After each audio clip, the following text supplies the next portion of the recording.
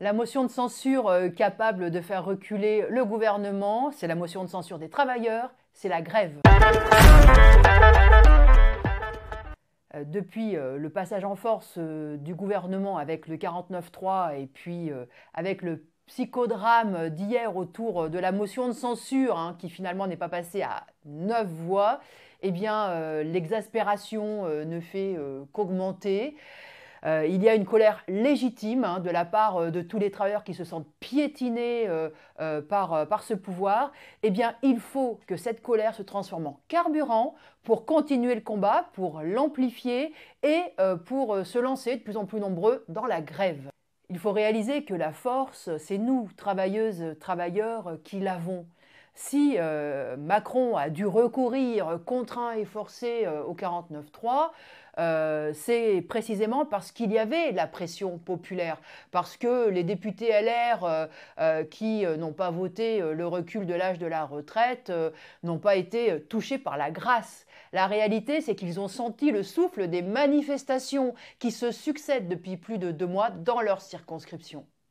C'est nous qui faisons aujourd'hui pression sur le gouvernement. Donc il faut continuer.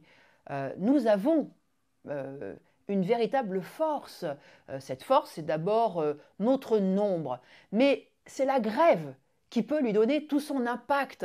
Parce qu'en effet, c'est lorsque cette grève se généralisera, y compris aux entreprises du privé, lorsqu'elle frappera le portefeuille du grand patronat, qu'il y aura, oui, un affolement, hein, du côté du pouvoir et du côté de la grande bourgeoisie. C'est comme cela que nous nous ferons craindre. Et c'est là que nous pourrons non seulement demander des comptes au gouvernement, mais aussi en demander au grand patronat. Parce que notre mobilisation, la colère qui s'exprime aujourd'hui, elle ne s'exprime pas seulement vis-à-vis des retraites, elle s'exprime aussi parce qu'il y a des bas salaires, parce que les conditions de travail deviennent de plus en plus difficiles, parce que c'est une précarité imposée aujourd'hui au monde du travail. Donc c'est tout cela qu'il faut mettre sur la table.